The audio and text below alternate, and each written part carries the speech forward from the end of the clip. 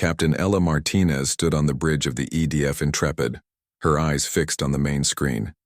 The massive warships entering the solar system glowed with an eerie purple light. She had never seen anything like them before. No human had. "Status. Report," she ordered, keeping her voice steady despite the fear building inside her. 7 alien vessels, Captain. Largest is about 3 miles long. Energy readings off the charts," replied Officer Ryan Davis from his station. His fingers moved quickly across the control panel. "They're heading directly toward Mars." Ella nodded and took a deep breath. Humanity had only recently begun to explore beyond Earth, with small colonies on Mars and Europa. They were not ready for this. "Send word to Earth Command, we have first contact and it doesn't look friendly." The message took 8 minutes to reach Earth. The response came back just as fast. "Captain Martinez, maintain distance and attempt communication. Do not engage unless fired upon. Reinforcements are on the way." Ella gave the order to broadcast, on all frequencies. "This is Captain Ella Martinez of the Earth Defense Fleet vessel Intrepid. We welcome you to our solar system and request peaceful communication." The aliens responded with a video transmission. On screen appeared a tall, gray-skinned being with 4 eyes arranged in a diamond pattern. Its mouth was wide and filled with sharp teeth. "I am Admiral Vorkal of the Caraxian Empire," the alien said in perfect English. "They must have intercepted and decoded Earth broadcasts. Your species has expanded beyond its home world without permission. This is not allowed. Surrender your resources and accept your place as servants of the Empire, or face destruction." Ella's hands gripped the command chair tightly. "Admiral, we mean no harm to your empire. We seek peaceful cooperation with all species. You have 24 Earth hours to decide," Admiral Vorkal replied before cutting the transmission. Back on Earth, the Global Defense Initiative headquarters buzzed with activity.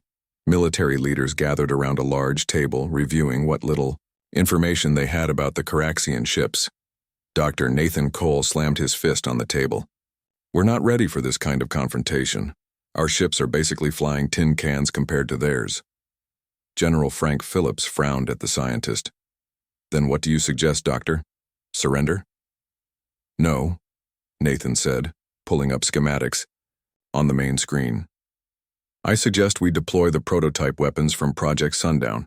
The gravitational disruptors, the phase missiles." "Absolutely not," General Phillips cut him off. "Those weapons haven't been properly tested. They could backfire or worse, destroy half the solar system if they malfunction. And what about our people? We're sending them to die with outdated tech." President Alan Blackwood, who had been quietly listening, finally spoke. "We deploy what we know works. The safety of our entire species cannot hinge on untested weapons, no matter how promising." He turned to General Phillips. "Assemble everything we have. Every ship, every pilot, every conventional weapon." Lieutenant Sam Warren was helping his wife put their 5-year-old daughter to bed when he received the call. "All pilots report immediately. This is not a drill." He kissed his daughter, then his wife, Beth. "I'll be back before you know it." Beth held his hand tightly. "Promise?" Sam smiled. "Promise." 6 hours later, he sat in the cockpit of his fighter, one of 300 ships gathered in Earth orbit. The Intrepid had returned to join them, along with 5 other larger vessels. It was everything humanity had. Captain Martinez addressed all ships from the Intrepid. "The Caraxians have rejected our final attempt at peaceful resolution. They will reach our position in approximately 10 minutes. Our mission is to protect Earth at all costs." The human fleet moved to the asteroid belt between Mars and Jupiter, hoping to use the space rocks as cover. When the Caraxian ships arrived, they were even more frightening up close. Their purple energy weapons cut through the asteroids like they were made of paper. "All fighters engage," ordered Captain Martinez. "Larger ships provide covering fire." Lieutenant Warren pushed his fighter to full speed, joining the first attack run. The small human ships darted around the larger Caraxian vessels, firing missiles and energy weapons. Most bounced harmlessly off their shields. "Their shields are too strong," Sam called over the radio. "We need to concentrate fire. He led a group of fighters toward the smallest enemy ship, all of them firing at the same spot. After several hits, a small section of the shield flickered. "There. I see a weakness," Sam called out. He launched his remaining missiles at the flickering shield. 2 missiles passed through, hitting the hull. A small explosion bloomed on the side of the Caraxian ship. The alien vessel turned its weapons toward Sam's fighter group. 3 pilots died instantly as purple beams cut through their ships. Sam rolled his fighter sideways, barely avoiding the next blast. "They're targeting us now. Scatter!" Across the battlefield, the human fleet was taking heavy losses. 2 of their 6 large ships had already been destroyed. The Intrepid itself was damaged, with fires burning along its port side. Captain Martinez watched the tactical display with growing despair. Their weapons were barely damaging the enemy ships. "Captain," Officer Davis called out, his voice shaking. "Another Caraxian vessel just appeared from behind Jupiter. It's even bigger than the others." The new ship fired a weapon they hadn't seen before. A wave of energy spread outward, disabling the engines of every human ship it touched. "We've lost propulsion," Martinez announced, trying to keep panic from her voice. "All ships affected report status." The reports came in quickly. Half the fleet was dead in space. Lieutenant Warren managed to avoid the energy wave by hiding behind an asteroid. He watched in horror as the Caraxian ships began systematically destroying the disabled human vessels. "This is Lieutenant Warren to any functioning ships," he called out. "We need to retreat. We can't win this fight." "Agreed," came Captain Martinez's voice. "All functioning vessels, cover the retreat of damaged ships. We're falling back to Earth." AT flew his fighter toward the Intrepid, destroying 2 alien attack drones that were targeting the larger ship's engines. "I've got you covered, Intrepid." The human fleet limped away from the battle, leaving behind more than half their numbers. The Caraxians didn't pursue, seemingly content with their demonstration of power. On the Intrepid's damaged bridge, Captain Martinez received new orders from Earth. "Return immediately for emergency council. The President is convening all military and scientific leaders." When they finally reached Earth orbit, the surviving ships were a sorry sight. The Intrepid had lost an entire section, with emergency force fields barely containing the atmosphere. As medics rushed the wounded to sickbay, Martinez stared out at her home planet. The beautiful blue sphere seemed suddenly fragile. Dr. Nathan Cole met her at the landing bay. "I heard it was bad." "Worse," she replied, her voice hollow. "They were toying with us. If they'd wanted to, they could have destroyed us all." Nathan nodded grimly. "Then it's time they learned that humans have been holding back too." Deep beneath the Rocky Mountains, Dr. Olivia Kent punched in her security code and placed her hand on the scanner. The massive steel door slid open with a soft hiss. She walked into the underground facility known only to a few hundred people on Earth.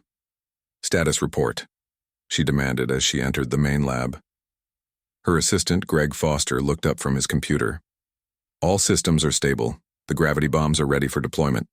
The nanite swarms need another 12 hours. Doctor." Kent nodded and looked at the large screens covering the wall. Each showed a different weapon system developed in secret over the past 15 years. Project Prometheus, they called it. Earth's last line of defense. "Have you heard about the battle?" Greg asked quietly. "I got the brief. It was a massacre," Olivia replied, her face grim. 342 dead. 4 ships destroyed. "Do you think they'll finally let us deploy?" Before she could answer, an alert sounded. The elevator was coming down from the surface. Minutes later, President Alan Blackwood walked in, followed by General Phillips and Dr. Nathan Cole.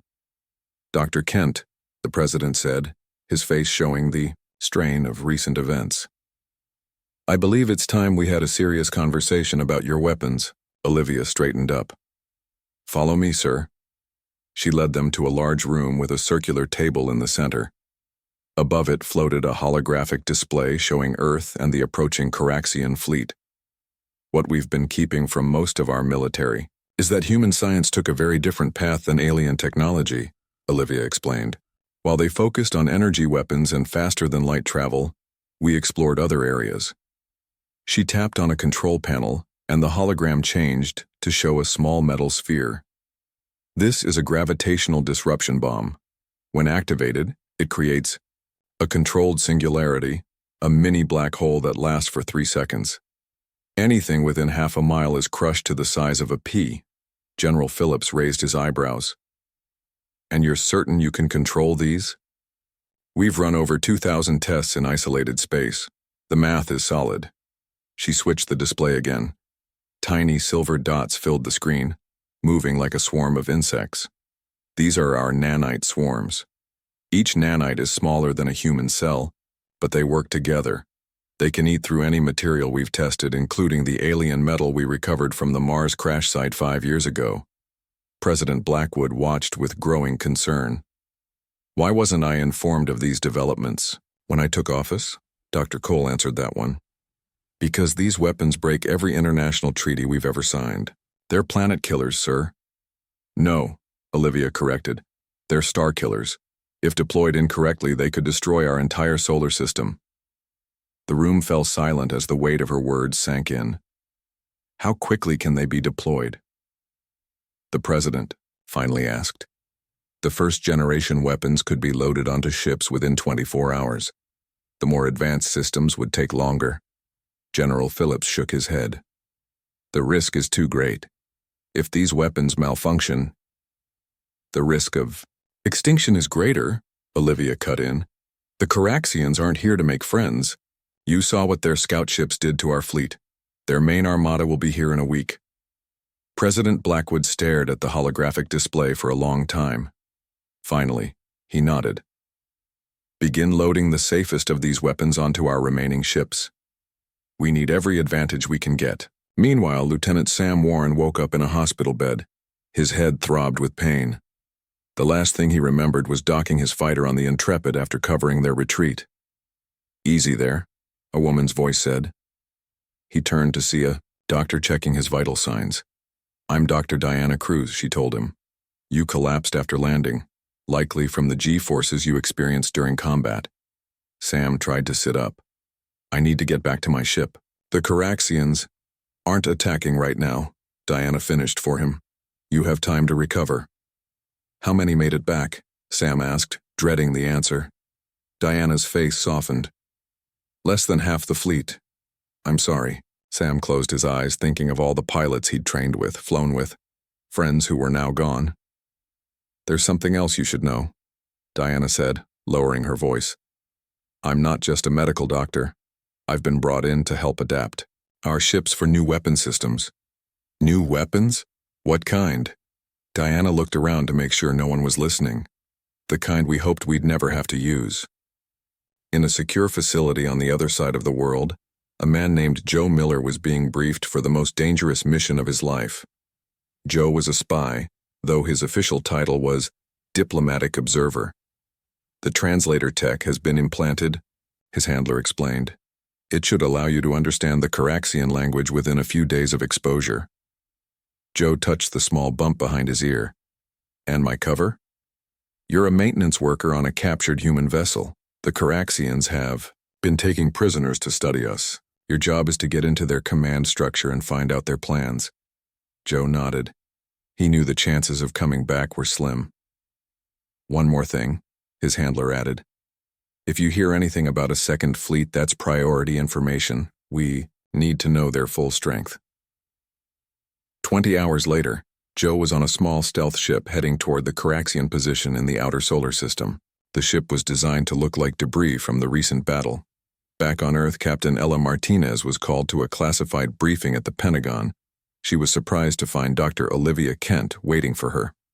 Captain, Dr. Kent said, how would you like to command the most advanced warship humans have ever built? Ella raised an eyebrow. I wasn't aware we had such a ship. It's been hiding in plain sight, Olivia explained, bringing up schematics on a screen. The EDF Defiant. Officially, it's a research vessel. Unofficially, it's been designed to carry weapons that most of our military doesn't know exist. Ella studied the designs with growing amazement. These weapon systems, they're beyond anything I've seen.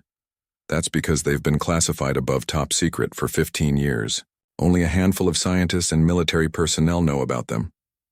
Why keep them secret? We could have used them in the first battle. Olivia's face grew serious. Because these weapons don't just kill people, Captain. They break the laws of physics. We've been afraid to use them because we don't fully understand the long-term consequences. And now? Now we don't have a choice. The Defiant will be ready in 3 days. We're assigning you as captain, with Lieutenant Warren as your second-in-command. Once he recovers, Dr. Cruz will join as tactical advisor. Ella took a deep breath, thinking about the responsibility. What exactly will we be carrying? The first wave of weapons includes gravity bombs, quantum-entangled missiles that bypass shields, and nanite swarms that can disassemble ships at the molecular level. And the second wave? Olivia hesitated. Let's hope we don't need them. The second wave makes these look like firecrackers. 3 days later, Ella stood on the bridge of the Defiant. The ship hummed with power unlike anything she'd experienced before. The crew was small, just 50 people, all specially selected. As they prepared to depart Earth orbit, President Blackwood addressed them via secure channel. You carry with you not just the hopes of Earth, but weapons we created hoping never to use them. Your mission is to demonstrate to the Caraxians that humanity is not to be underestimated. Maybe then they'll be willing to talk peace. Ella turned to her crew after the transmission ended. Our target is the Caraxian supply base they've established in the Kuiper Belt. We strike fast, we strike hard, and we show them what humans are, truly capable of. The Defiant's engines flared to life, and the ship accelerated away from Earth, carrying humanity's terrible secrets to war. The EDF Defiant moved silently through the outer reaches of the solar system. Captain Ella Martinez stood on the bridge, watching the stars through the main viewport. They had been traveling for 3 days, staying far from the normal space lanes. We're approaching the target area, Captain, said Lieutenant Sam Warren from the pilot station. He had recovered quickly from his injuries, eager to get back into action. Stealth systems are working perfectly, reported Officer Lisa Grant. The Caraxians have no idea we're here. Ella nodded. Dr. Cruz, status of the weapon systems? Diana Cruz looked up from her console. All systems ready. The gravity bombs are stable. Nanite swarms are at full strength. Quantum missiles are armed. Good. Ella turned to face the main screen, which showed the Caraxian supply base. It was a collection of large ships and structures built among the ice rocks of the Kuiper Belt. Max, give me a tactical analysis. The ship's artificial intelligence responded in a calm male voice. I count 22 Caraxian vessels. 5 are warships similar to those from the first battle. The rest are supply and transport ships. They appear to be building a permanent base. They think they've already won, Sam said, his voice tight. With anger. Then let's show them how wrong they are. Ella straightened her uniform. Battle stations, prepare the first wave of gravity bombs. Red alert lights flashed as the crew moved to their positions. The Defiant's engines powered up to full strength. Remember, Diana said, the gravity bombs create a temporary black hole. We need to be at least half a mile away when they detonate. Understood, Sam replied, his hand steady on the controls. Targeting the largest supply ship first. Ella gave the order. Launch Gravity Bomb 1. A small metal sphere shot out from the Defiant, moving faster than any conventional missile. The Caraxian ships didn't even attempt to intercept it, probably believing it was just space debris. When the bomb reached its target, a small flash of light was the only warning. Then, space itself seemed to fold inward. The massive Caraxian, supply ship nearly a mile long, collapsed in on itself as if crushed by an invisible hand. In 3 seconds it was gone, leaving only empty space where it had been. Alarms blared across the Caraxian base as they finally noticed the human ship. They're scrambling fighters, Max reported, 5 warships powering weapons. Launch the nanite swarm at the nearest warship, Ella ordered. A cloud of tiny metal particles shot toward one of the Caraxian warships. They looked harmless, like a spray of silver dust in space. When they reached the purple energy shield, they passed through as if it wasn't there. The effect was immediate and terrifying. Wherever the nanites touched, the alien ship's hull began to dissolve. Small at first, then faster, like watching ice melt in fast motion. The Caraxian crew tried to fire their weapons, but the nanites had already eaten through their power systems. Within minutes, the massive warship was reduced to floating pieces of metal. 2 down, Sam said, maneuvering the Defiant to avoid incoming fire. The others are regrouping. The remaining Caraxian ships formed a defensive line, their purple shields glowing brighter than before. Energy beams shot toward the Defiant, but Sam's piloting kept them just out of range. They're adapting, Diana warned. They've reconfigured their shields. The nanites might not work again. Then we try the quantum missiles, Ella decided. Target the command ship. Firing, Lisa said, pressing the launch button. 3 missiles fired from the Defiant. They looked ordinary, but they contained technology that the Caraxians had never encountered. As they approached the alien shields, they seemed to flicker in and out of existence. The missiles passed through the shields as if they weren't there, then reappeared inside, detonating against the hull of the command ship. The explosions tore huge holes in the alien vessel. On the Caraxian flagship, Admiral Vorkal watched in horror as his fleet was decimated by weapons he had never seen before. How could these humans, who had seemed so weak just days ago, suddenly possess such technology? Full retreat, he ordered, his 4 eyes wide with fear. Send word to the Emperor. The humans have hidden capabilities. They are far more dangerous than we thought. The remaining Caraxian ships began to disengage, turning away from the battle. They're running, Sam said, unable to hide the satisfaction in his voice. Ella wasn't celebrating yet. Pursue and disable their flagship if possible. We need to show them what happens when they threaten Earth. The Defiant chased after the Caraxian command ship, easily catching up to the damaged vessel. 2 more quantum missiles disabled its engines, leaving it drifting in space. Open a channel, Ella ordered. Admiral Vorkal appeared on the screen, his gray skin now pale with fear. This is Captain Ella Martinez of Earth. Consider this a warning. The weapons we use today are just the beginning of what we can do. Return to your empire and tell them that humans are not to be trifled with. Vorkal's voice trembled as he replied. What are you? How did you create such weapons? We've only shown you a fraction of our capabilities, Ella replied, following the script that Dr. Kent had prepared. Leave our solar system and never return, or next time we won't be so merciful. After the transmission ended, Ella gave orders to collect samples from the destroyed Caraxian ships. Dr. Cruz, I want a full analysis of their technology. Let's see if they learned anything from our first encounter. While the crew worked, Sam approached Ella at her command chair. That was incredible. I've never seen anything like those weapons. And now neither has anyone else, she replied. Dr. Kent was right. The Caraxians had no defense against our technology because they took a completely different path in their scientific development. Diana joined them, carrying a datapad. I've been analyzing their communications. They've sent urgent messages back to their homeworld. They're terrified. Good, Sam said. Maybe now they'll leave us alone. Diana shook her head. I don't think so. From what I can translate, they're calling for their main fleet. This was just an outpost. The real Caraxian force is much larger. Ella's moment of triumph faded. How much time do we have? A week, maybe less, Diana replied. And now they know about our gravity bombs and nanites. They'll develop countermeasures. Then we need to get back to Earth immediately, Ella decided. Dr. Kent needs to know that we'll need the next phase of weapons. The Defiant turned and headed back toward Earth, leaving the destroyed Caraxian base behind. As they traveled, the crew's initial excitement gave way to a grim determination. They had won the battle, but the war was just beginning. Back on Earth, news of the victory spread quickly, though the details of the weapons remained classified. People celebrated in the streets, believing the alien threat had been defeated. Her underground lab, Dr. Olivia Kent watched the data streaming in from the Defiant. The weapons had performed even better than expected. Begin preparation of the Phase 2 systems, she told her team. This fight is far from over. President Blackwood visited the facility that evening.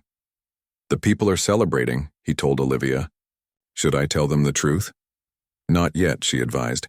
Let them have this moment of hope. They'll need it for what's coming. The imperial palace on the Caraxian homeworld gleamed under the light of 3 moons. Inside the grand hall, Emperor Jarkon sat on his throne, his 4 eyes narrowed with rage. Before him knelt Admiral Vorkal, still bearing wounds from the battle with the humans. "You promised me an easy victory," the Emperor hissed. "You said these humans were primitive and weak." Vorkal kept his head bowed. "My Emperor, I was wrong. The humans have weapons unlike anything we have ever seen. They hide their true strength." The Emperor gestured, and a hologram appeared in the center of the room. It showed the battle in the Kuiper Belt, the human ship firing its strange weapons. The Imperial scientists had recovered the footage from the surviving ships. "Explain this," the Emperor demanded.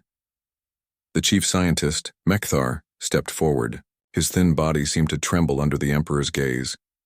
"Most impressive, Your Greatness," Mekthar said, studying the footage.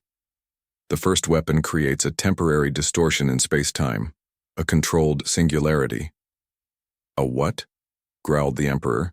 "A small black hole, Your Greatness. It should be impossible for such a young species to control such forces." The footage continued, showing the cloud of nanites eating through the Caraxian warship. "And this?" the Emperor asked. Mekthar's eyes widened. "Even more remarkable. These appear to be self-replicating machines smaller than a cell. They consume matter and use it to make more of themselves. How did they pass through our shields?" "That is the most troubling part, Your Greatness. Our shields are designed to stop energy and physical objects.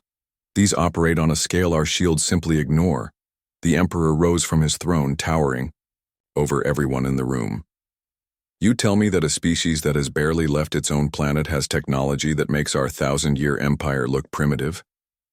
They must have taken a completely different path in their technological development," Mekthar explained. "While we mastered energy manipulation and faster-than-light travel, they explored other areas of science." The Emperor paced the hall, thinking, "How much of their technology have we seen?" "If I may, Your Greatness," Admiral Vorkal spoke up. "The human captain told me that they had only shown a fraction of their capabilities. She said next time they would not be so merciful." "Threats!" roared the Emperor. "No one threatens the Caraxian Empire. Prepare the Imperial fleet, not just to defeat these humans, but to capture their scientists and their technology. Any species that can create such weapons could threaten our rule of the galaxy." Meanwhile, on Earth, spy Joe Miller had returned with critical information. He sat in a secure room at the Pentagon facing President Blackwood, General Phillips, and Captain Martinez. "The Caraxians are coming with everything they have," Joe reported. His face was thin and pale from his time undercover. "I managed to access their communications network. They're assembling over 3,000 ships." 3,000? General Phillips repeated in disbelief. "We have less than 50 operational vessels, even counting the ones we're retrofitting with the new weapons." "Numbers won't matter if their weapons can't touch us," Ella said. Joe shook his head. "They're adapting. Their scientists are already working on ways to counter the weapons we showed them. They're reconfiguring their shields to detect and block the nanites. They're developing gravity stabilizers to prevent the singularity bombs from forming." President Blackwood turned to Dr. Olivia Kent, who had been quietly listening. "Is what he's saying possible? Can they adapt so quickly?" "Unfortunately, yes," Olivia replied. "The weapons we deployed were powerful but not unstoppable. Once they understand the principles, they can develop countermeasures."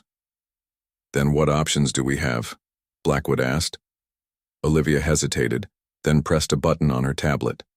A hologram appeared showing weapons even stranger than the ones already deployed. "These are our second-tier weapons. They're even more advanced and more dangerous.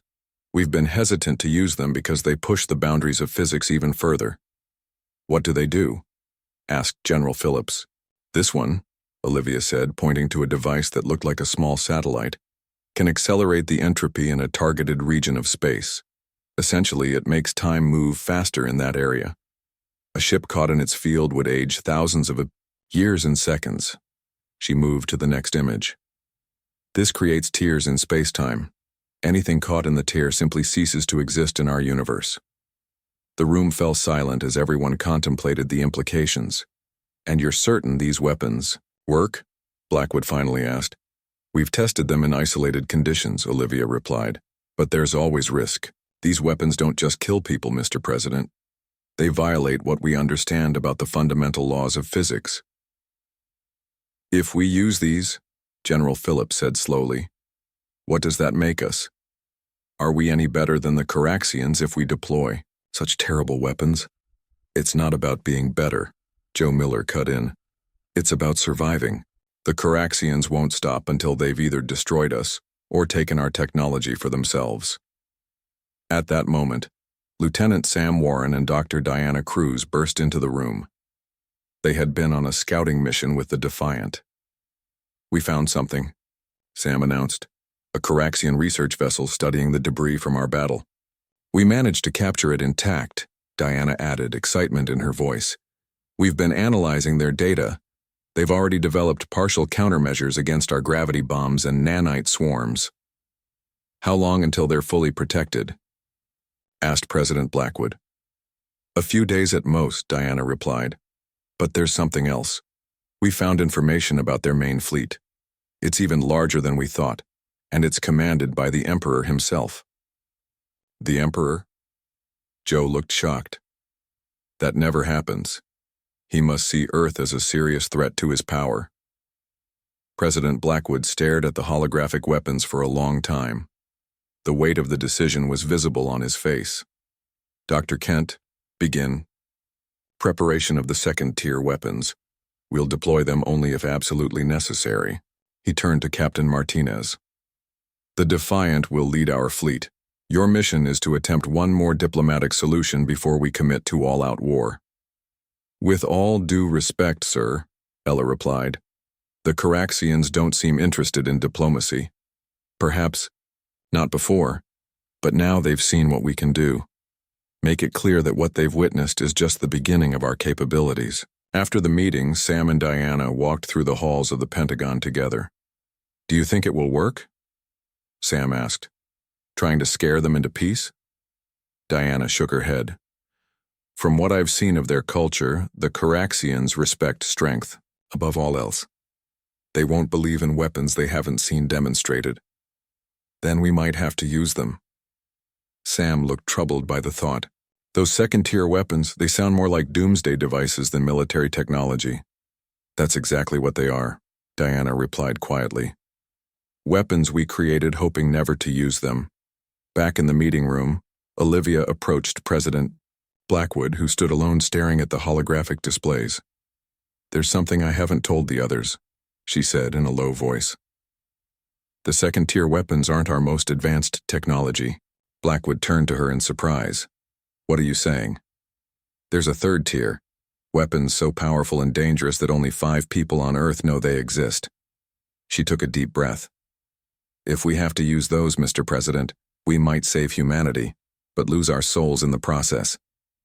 The massive Imperial fleet appeared at the edge of the solar system like a storm of purple lights. 3,000 ships, from small fighters to the gigantic flagship carrying Emperor Jarkon himself. It was the largest military force ever assembled in the history of the Caraxian Empire. On the bridge of the Imperial flagship, the Emperor stood tall, his 4 eyes fixed on the view screen showing the small blue planet in the distance. "These humans have embarrassed our empire for the last time," he said to his commanders. "Today we will crush them completely." Admiral Vorkal, now demoted but still serving as an advisor, stepped forward cautiously. "Your Greatness, I urge caution. We have not yet developed full countermeasures for all their weapons." The Emperor turned his cold gaze on Vorkal. "Are you afraid of these primitives, Admiral?" "I respect their capabilities, Your Greatness. They have technology we do not understand." "We have numbers," replied the Emperor dismissively. 3,000 ships against their pitiful fleet. Even with their strange weapons, they cannot defeat us all. Earth's defenses were as ready as they could be. 50 ships all equipped with the best weapons humanity could provide. The Defiant led the fleet with Captain Ella Martinez in command. "Enemy fleet detected," reported Officer Lisa Grant. "They're moving into formation near Neptune." Ella studied the tactical display with a grim expression. There are too many of them to fight directly, even with our advanced weapons. What's the plan, Captain? Asked Lieutenant Sam Warren from his station. Before she could answer, a communication came in from Earth Command. President Blackwood appeared. On screen. Captain Martinez, we have a change of strategy. The full fleet will hold position as a defensive line. Meanwhile, you will take the Defiant on a special mission. What kind of mission, sir? Ella asked. Dr. Kent and her team have developed something called a skip drive. It allows for instantaneous travel across limited distances. Your ship will use it to bypass the Caraxian fleet and strike directly at their command ship. Dr. Cruz has the details. Diana stepped forward after the transmission ended. The skip drive is extremely experimental. It creates a temporary bridge between 2 points in space. Is it dangerous? Sam asked. Very, Diana replied honestly. But it's our best chance. This isn't about winning a battle anymore. It's about convincing the Caraxians that continuing this war would be a mistake. Ella considered the options. How many people do we need for this mission? A small team would be best. The drive puts enormous strain on the ship. I need to go to monitor the drive. We need a pilot. I'll do it, Sam volunteered immediately. And I'll lead the mission, Ella decided. We'll take a shuttle, equipped with the skip drive. The rest of the Defiant's crew will join the main fleet. Within hours, they had prepared a small shuttle with the experimental drive. It was barely larger than a fighter, with just enough room for the 3 of them and their equipment. Remember, Diana warned as they boarded, we only have enough power for 1 jump there and 1 jump back. If anything goes wrong, we'll be trapped behind enemy lines, Ella finished. I understand the risks. As the main fleets moved into position, preparing for battle, the small shuttle detached from the Defiant and moved away quietly, its stealth systems making it nearly invisible. Skip drive charging, Diana reported, monitoring the strange device that hummed and glowed with blue energy. Target locked on the Caraxian flagship. Everyone ready? Ella asked, securing herself in her seat. Sam nodded from the pilot's chair. Ready, Captain. Activating skip drive now, Diana said, pressing the final sequence. For a moment, it felt like the universe itself twisted around them. Colors bent in impossible ways. Then, with a flash of light, they were somewhere else entirely, directly, beside the massive Caraxian flagship. It worked, Sam exclaimed, quickly maneuvering the shuttle toward a docking port before they could be detected. Their shields are configured to detect our weapons, not our ship, Diana explained as they approached, unnoticed. We have perhaps 5 minutes before they realize we're here. Using the intelligence gathered by Joe Miller, they knew exactly where to dock. Within minutes, they had entered the Imperial flagship and were moving through its corridors, using a device Diana had created to mask their life signs from Caraxian sensors. The command center should be 2 levels up, Ella whispered, checking the schematic on her device. They encountered few guards. Most of the crew focused on the coming battle. When they finally reached the massive doors of the Imperial Command Center, Diana used a small device to override the security system. The doors slid open, revealing the Emperor and his high command gathered around a tactical display. All eyes turned to the 3 humans who had impossibly appeared in the heart of their flagship. What is this? The Emperor roared, his guards immediately moving to surround the intruders. Hold, Ella commanded, her voice strong despite being outnumbered. We are not here to fight. We are here to show you something. Diana activated a holographic projector she had brought with her. Images filled the air between them and the Caraxians, images of weapons even more terrifying than those already demonstrated. These are the weapons we chose not to use, Ella explained calmly. The weapons we held in reserve because we do not wish to destroy unnecessarily. The Caraxian scientists in the room stared at the holographic displays with obvious horror, recognizing the principles behind the weapons shown. This one, Diana said, pointing to a device that looked like a simple metal cube, can temporarily rewrite the laws of physics within a defined area of space. It could turn your ships to dust or make your power sources explode. She moved to the next image.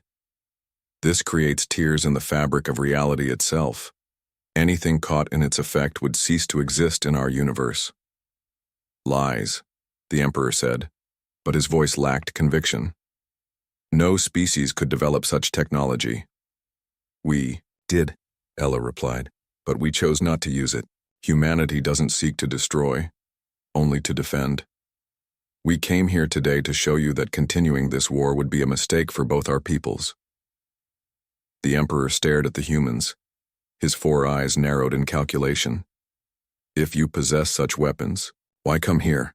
Why not simply destroy us? Because that's not who we are, Sam said. We're offering you a choice. Leave our solar system in peace, or force us to defend ourselves with everything we have.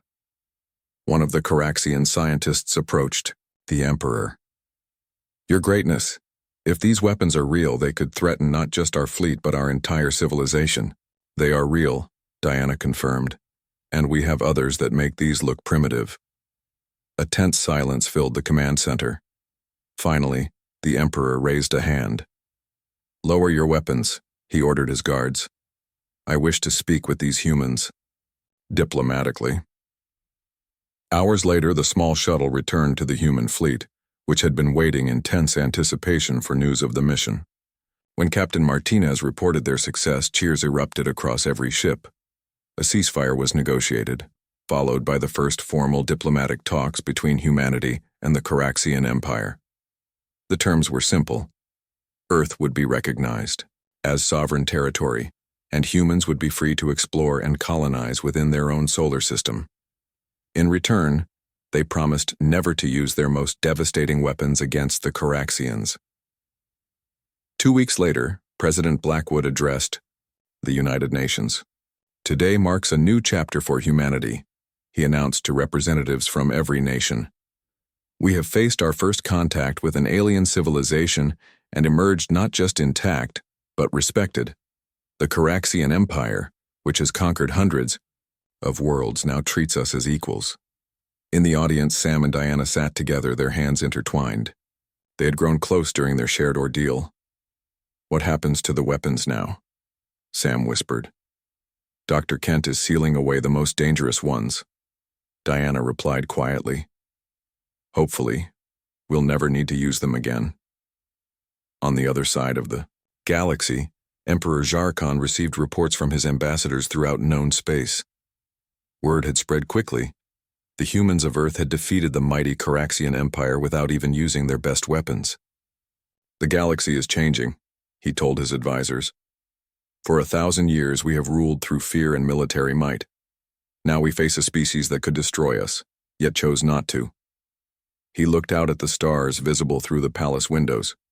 Perhaps there is something to learn from these humans after all. Back on Earth, Captain Ella Martinez received new orders. She would command Earth's first diplomatic vessel, tasked with exploring the wider galaxy not as conquerors, but as ambassadors. She packed her belongings in preparation for the journey. She paused to look at the small blue marble of Earth through her window. They had come so close to losing everything, saved in the end not by the weapons they had created, but by the wisdom to know when not to use them. Humanity had found its place among the stars, not through conquest, but through restraint. And across the vast reaches of space, other civilizations watched and wondered about this strange new species, the humans who had terrified an empire without firing a shot.